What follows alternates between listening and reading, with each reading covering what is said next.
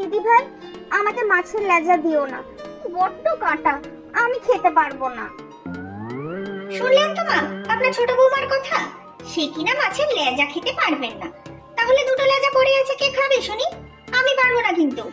থাক, তোমরা দুজনেই যখন খেতে পারবে না, তাহলে একটা মানদাকে দিও, আর একটা না হয় আমিই খাবো। তরিকে একটা পেটের মাছ দাও তাহলে। আপনি মা তরিকে খুব প্রশ্রয় দিচ্ছেন কিন্তু। সে কি নতুন এসেছে বলে? তাহলে আমার সাথে এত ভালো ব্যবহার তো কখনো করেননি। কেন রোজ রোজ একই কথা বলছো অর্চনা? তোমরা দুজনেই আমার কাছে সমান। সে আপনি মুখেই বলেন, সব সময় দেখি তরির দিকে ঝোল টানছেন। পেটির মাছ তো এক পিসে আছে, সেটাও তো ওকেই দিতে বললেন। থাক দিদি ভাই, আমি মাছ খাবোই না, তুমি নিয়ে নাও পেটির মাছ, আমার ডাল তরকারিতেই হয়ে যাবে। আহারে, শাশুড়ির সামনে ভালো সাজা হচ্ছে। বাড়ি থেকে তো সব ভালো মতো শিখিয়ে পড়িয়ে পাঠিয়েছে দেখছি। আহ অর্চনা, তুমি আবার তরির বাড়ির কথা তুলছো কেন? যার যেটা ইচ্ছে তাই খাও, যা পড়ে থাকবে তাতেই আমার হয়ে যাবে। হ্যাঁ, সবসময় তো আমারই দোষ দেখেন আপনি। আর এখন যে বড় ছোট বৌমা করছেন, দুদিন যাক তারপর আসল রূপ দেখতে পাবেন। তোমার কি হয়েছে বলো তো অর্চনা? শুধু শুধু পায়ে পা লাগিয়ে ঝগড়া বাঁধানোর তাল করছো। এখন তরিকে পেয়েছেন তো সবসময় মা মা করে আদিক্ষেতা দেখাচ্ছেন, তাই আমাকে আর সহ্য হচ্ছে না। ছাই ফেলতে দেখবেন পরেই ভাঙা গুলোকেই লাগবে, আগেই বলে দিলুম। ও দিদি ভাই, তুমি আর রাগারাগি করো না, চলো একসাথে বসে খেয়ে নি। আর খাওয়া, গা জ্বালানো কথা শুনেই আমার পেট ভরে গেছে। না না, তোমাকে তো কিছুই বলা হয়নি। চলো তিনজনে মিলে একসাথেই খেয়ে নি, কেমন? হ্যাঁ বসুন আপনি, আমি দিয়ে দিচ্ছি, খেতে বসো না দিদি ভাই। বললাম না আমি খাবো না, তোরাই দুজন মিলে বসে খা। আজকে আসুকো, একটা হেস্তনেস্ত করতেই হবে।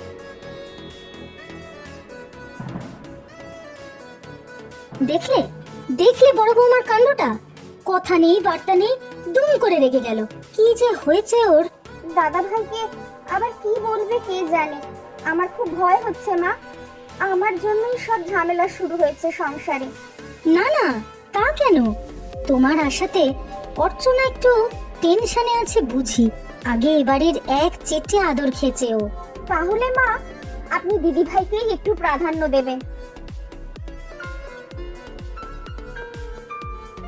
কি হলো তরি, কি হয়েছে? শরীর খারাপ নয় তো? না না, কিছু হয়নি, অফিস থেকে এসেছো, হাত মুখ ধুয়ে না, আমি চা দিচ্ছি। চা খাবো না এখন, একেবারে রাত্রের ভাত খেয়ে নেবো। দাদা ফিরেছে?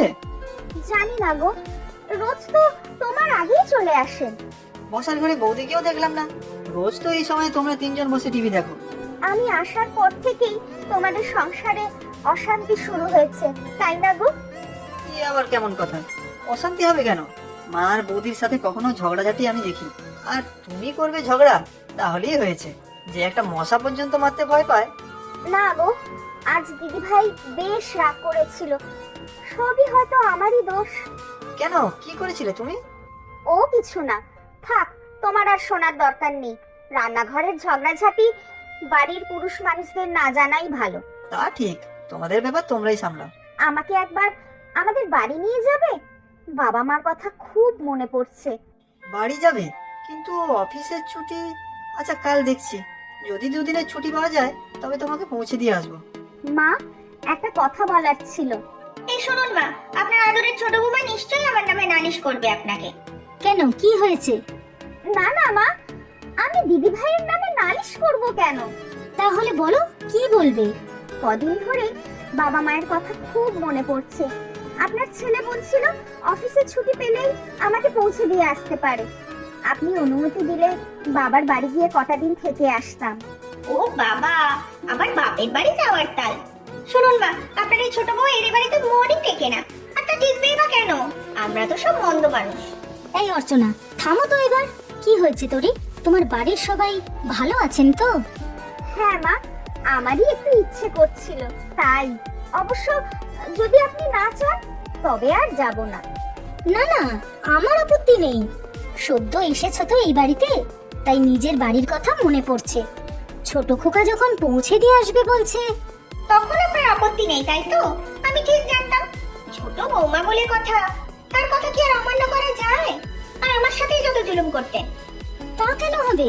তোমাকেও তো কখনো কিছুতে মানা করিনি, আর তুমি নিজেও তো কোথাও যেতে চাইতে না। সে সে যাচ্ছে যাক, যা খুশি করুক, তাতে আমার কি? তবে সংসারের কাজ কে করবে শুনি? আমাকে তো কুল্লুর বলদ পেয়ে বসেছেন আপনারা।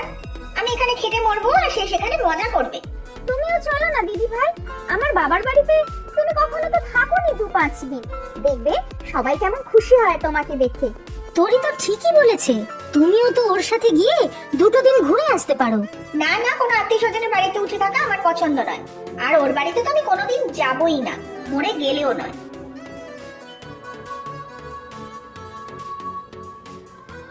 কাঁদিস না রে তোরি, অর্চনাটার যে কি হলো কে জানে। আমাকে দিদি ভাই কেন সহ্য করতে পারছে না মা? আমাকে কি করতে হবে বলে দিন মা, আমি সব কিছু করব যাতে এই বাড়িতে আগের মতো শান্তি থাকে। চিন্তা করো না বৌমা, সব ঠিক হয়ে যাবে। দেখো, তুমি নিশ্চিন্তে বাপের বাড়ি থেকে ঘুরে এসো। যাও। আপনি চা খাবেন মা? দিদি ভাই তো এই সময় রোজ চা খায়, আমি বানিয়ে নিয়ে আসছি। চা করবে? আচ্ছা দিও আমাকে। তবে অর্চনা যেভাবে রেগে চলে গেল, তাতে চা খাবে বলে তো আমার মনে হচ্ছে না। এই নে চা। কি রে, কি এত দেখছিস বাইরে? কখন থেকে ডাকছি তোকে? এই তো, বলো কখন এলে ঘরে? অনেকক্ষণ, তোর জন্য চা এনেছি। কি ভাবছিস বলতো? কিছু না মা। আচ্ছা, আমার শ্বশুর বাড়ির লোকজনদের তোমার কেমন মনে হয়? ভারী ভালো লোক ওরা। তোর শাশুড়ি, তোর যা, দুজনেই বড় ভালো মানুষ। তোকে আগলে রেখেছেন ওরা। আমার কেন জানি না মনে হচ্ছে আমার ওই বাড়িতে বিয়ে না হলেই ভালো হতো। এ আবার কেমন কথা মা? দিদি ভাই আমাকে একদম পছন্দ করছে না মা, সব সময় খুব রাগারাগি করছে, আমাকে নিয়ে শাশুড়ি মায়ের সাথেও ঝগড়া করছে। ও মা, কেন রে? কি জানি মা, আমি যা করতে যাই তাতেই দিদি রাগ করে, কথা শোনায়। আসলে অর্চনা তো এতদিন ও বাড়িতে একাই ছিল, সব আদর একাই পেয়েছে। এখন তুই যেতে সেই আদরে একটু ভাগ পড়েছে বলে বেচারার একটু মন খারাপ হয়েছে। আর কি জানি, আমার শাশুড়ি মাও দিদির আচরণে বিরক্ত হচ্ছে। তুই এত কিছু ভাবিস না, সব ঠিক হয়ে যাবে। প্রথম তো আমি এখানে দিদিকেও আসতে বলেছিলাম, এলো তো নাই, আরো কত আজে বাজে কথা বললো। আচ্ছা নে, আর মন খারাপ করে থাকিস না, দেখবি সব ঠিক হয়ে যাবে। ঠিক করে খা না, তখন থেকে থালায় আঁকিবুকি কাটছিস। আমার কিচ্ছু ভালো লাগছে না। জবে থেকে এসেছিস মুখটা আষাঢ় করে রেখেছিস। তোমাকে তো বললাম আমার মনটা ভালো নেই, মাথাটাও ব্যথা করছে। সারাদিন উল্টো পাল্টা ভাবলে মাথার আর দোষ কি? আমি উঠলাম মা, আর খাবো না, তুমি খেয়ে নাও। যা শুয়ে থাক, আমি ওষুধ দিচ্ছি। জ্বরটা তো কমছেই না, ডাক্তারবাবু তো দেখে গেলেন, ওষুধও খেলো, তাও গা পুড়ে যাচ্ছে। একা মানুষ আমি, কি যে করি। ও বাড়িতে জানাই বড়। তোরি তোরি মা, তোরি। আহ আহ, খুব কষ্ট হচ্ছে মা। সব ঠিক হয়ে যাবে, আরাম কর।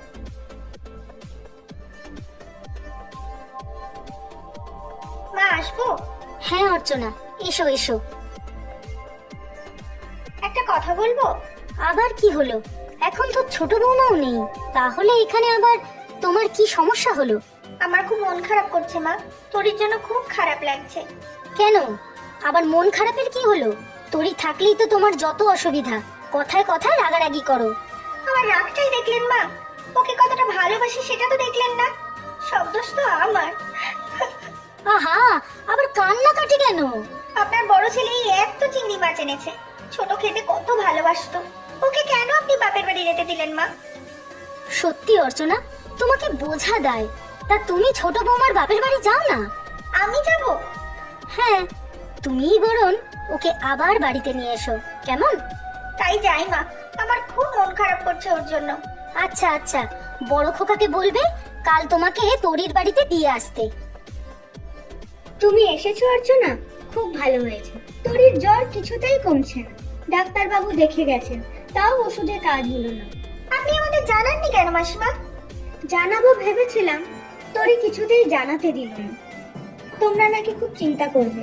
আপনি ভাববেন না মাসিমা, আমি এসে গেছি, এবার ওকে সুস্থ করেই তুলবো। দেখ তোরি, কে এসেছে তোকে নিয়ে যেতে। চোখ খোল ছোট, দেখ আমি এসেছি। দিদি ভাই তুমি? আর কোনো ভয় নেই তোর। আমি এবার তোকে সুস্থ করে বাড়ি নিয়ে যাব।